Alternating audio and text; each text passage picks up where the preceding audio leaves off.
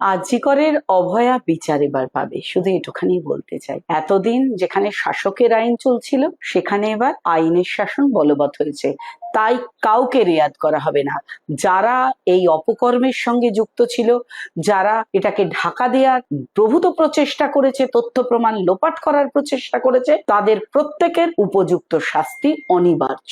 আমরা দেখেছিলাম যে অভয়ার মা তিনি বিধায়কের পদে শপথ নেওয়ার আগে প্রথমে গিয়েছিলেন শিয়ালদা কোর্টে। মানে ওনার যে এতদিনের লড়াই, এতদিন তিনি যে কষ্ট করেছেন নিজের মেয়ের জন্য, সেটা কি তাহলে এবার মানে বিচার পেয়ে যাবে? অবশ্যই অভয়ার মা তিনি শান্তি পাবেন।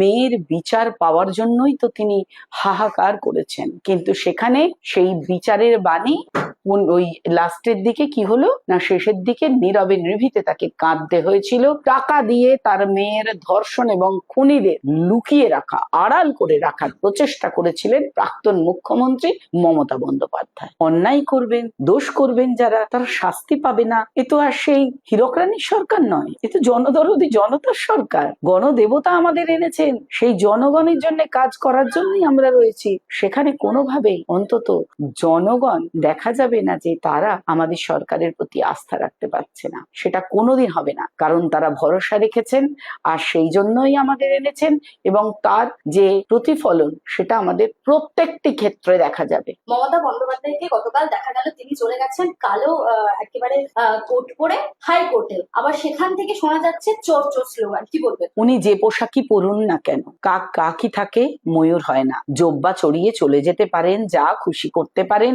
মানুষ ওনার প্রকৃত রূপ চেনে। কাককে মানুষ কাকই বলে, চোরকে মানুষ চোরই বলে। তাই চোর যদি মুখ ঢাকে, চোর যদি অন্য কারোর পোশাক পরে ঘোরে, সে কিন্তু চোরই রয়ে যায়। তো সেটাই হয়েছে। উনি কেবল এখন খবরে ভেসে থাকতে চান, আর কিছুই না। ভিজিবিলিটি চান উনি।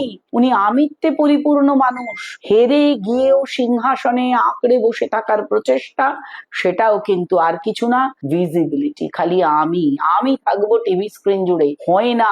ওনার বিদায় হয়ে গেছে। উনি এখন আনাচে কানাচে ইতি উতি অনেক ঘুরে বেড়াবেন। আমরা জানি এই ভূত যাদের বলি, আদৌ জানি না আছে কিনা, কিন্তু বলে ছোটবেলায় গল্প শুনতাম, এই দুষ্টুমি করছিস, ওই কোণে আছে, ওই কোণে আছে, এরকম ভাবে কিন্তু ভয় টয় দেখানো হতো আমাদের ছোটবেলায়। তো এবার সেইরকম আনাচে কানাচে উনি এখন ঘুরে বেড়াবেন। ওনার অস্তিত্বের সংকট, এবং সেই জন্যই উনি এখন নিজেকে তুলে ধরার প্রচেষ্টা করছেন, যা সম্পূর্ণরূপে ব্যর্থ হচ্ছে। কোনোভাবে কি মনে হচ্ছে যে প্রাক্তন মুখ্যমন্ত্রী গ্রেফতার হতে পারে, তাই তিনি মানে এত সব যা মানে যত প্রচেষ্টাগুলো চালিয়ে যাচ্ছেন, কোর্টে যাচ্ছেন, এখানে যাচ্ছেন, ওখানে? কোর্টে যাওয়ার যদি ওনার এতই ইচ্ছে ছিল, অভয়াকাণ্ড যখন ঘটলো তখন কি ওনার ওই জব্বাটা ছিল না? ওটা পরে উনি অভয়ের জন্য তো বিচার চাইতে যাননি? তখন তো ঘরে কুলু পেটে বসেছিলেন, মুখে কুলু পেটে বসেছিলেন, তখন তো ছিল না জব্বা। তাহলে এখন কেন মানুষ ওনাকে জব্বায় দেখবে?